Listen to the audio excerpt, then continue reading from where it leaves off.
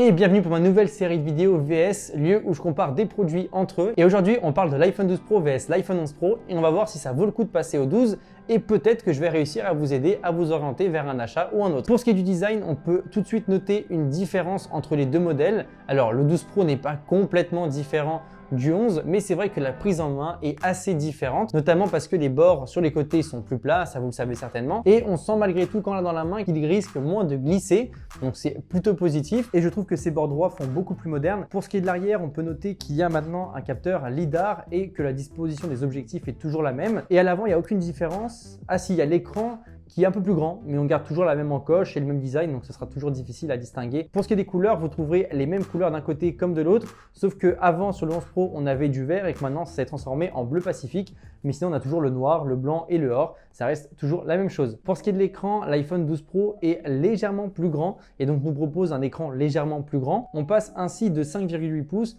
à 6,1 pouces avec la nouvelle version. On a néanmoins dans les deux cas de très beaux écrans, la résolution reste la même et on est sur le même taux de rafraîchissement. L'écran ne fera pas une grosse différence je pense pour la majorité des personnes.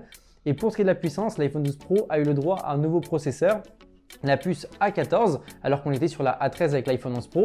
En gros, ce que ça signifie, c'est qu'on gagne à peu près entre 30 et 40% de plus de puissance. Mais c'est vrai qu'au niveau du quotidien et d'utilisation tous les jours, on ne voit pas une vraie différence. L'iPhone 12 Pro, par contre, va tenir beaucoup plus longtemps que l'iPhone 11 Pro. Peut-être 1 à 2 ans de plus, ça faudra voir avec le temps et les mises à jour. Mais c'est vrai qu'il est quand même beaucoup plus puissant.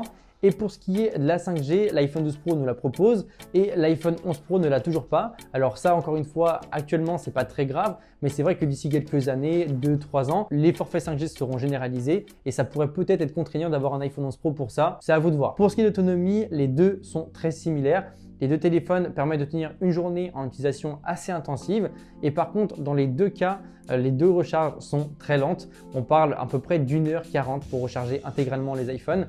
Donc, on est assez loin de la concurrence et ça reste toujours un petit peu ridicule à ce niveau-là. Pour ce qui est des appareils photo, les deux appareils nous offrent trois objectifs, un grand angle, un ultra grand angle et un télescopique. Dans la pratique, je n'ai pas vu une énorme différence. On peut quand même relever le fait que les modes portrait sont meilleurs grâce au LiDAR et qui permet de mieux calculer la profondeur de champ, l'autofocus, etc. C'est pas non plus un vrai facteur d'achat, sauf si vraiment vous faites tout le temps des photos avec votre iPhone et encore, je sais pas.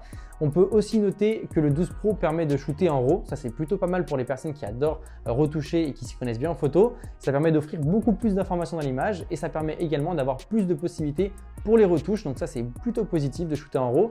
Et les photos de nuit sont bien meilleures avec l'iPhone 12 Pro. Et surtout, le truc qui m'a vraiment fait plaisir, c'est qu'on peut shooter en nuit avec tous les objectifs, alors qu'avec l'iPhone 11 Pro, on pouvait shooter qu'avec l'objectif principal. Et pour ce qui est de la vidéo, le 12 Pro est malgré tout bien meilleur que le 11, surtout en contre-jour, la plage dynamique est bien meilleure. Et je trouve qu'on voit une différence assez conséquente avec le HDR Dolby Vision. Mais pour ce qui est de la vidéo en général, ça se ressemble pas mal. L'iPhone 11 Pro avait déjà mis la barre très haute. Globalement, l'iPhone 12 Pro est meilleur que l'iPhone 11 Pro, mais c'est vrai qu'il n'y a pas assez de différence pour changer d'un iPhone 11 Pro à un iPhone 12 Pro et même de prendre un iPhone 12 Pro plutôt qu'un iPhone 11 Pro. C'est beaucoup de Pro et d'iPhone. Pour ce qui est du prix, à l'heure où je vous fais cette vidéo, l'iPhone 11 Pro à 64 Go se trouve à 949 € contre 1159 € pour l'iPhone 12 Pro en 128 Go. Alors malheureusement, l'iPhone 11 Pro n'a pas de version 128 Go, donc on ne pourra pas comparer les deux, mais ils ont tous les deux une version 256. Donc je me suis dit qu'on pourrait peut-être comparer ces deux versions-là, comme ça on aurait les mêmes gigas et la même différence de prix. Donc pour le 12 Pro, on est sur 1279 € avec 256 Go et pour le 11 Pro, on est sur 1067 € sur Amazon. Du coup, si vous avez du mal à choisir entre ces deux modèles, c'est tout à fait normal, ils sont très similaires et je trouve que l'iPhone 11 Pro n'a pas énormément de différence avec le 12, mais si vous avez absolument un coup de cœur avec le nouveau design ou vous avez vraiment besoin de la 5G, vous pouvez prendre le 12 Pro, ça ne sera pas non plus illogique.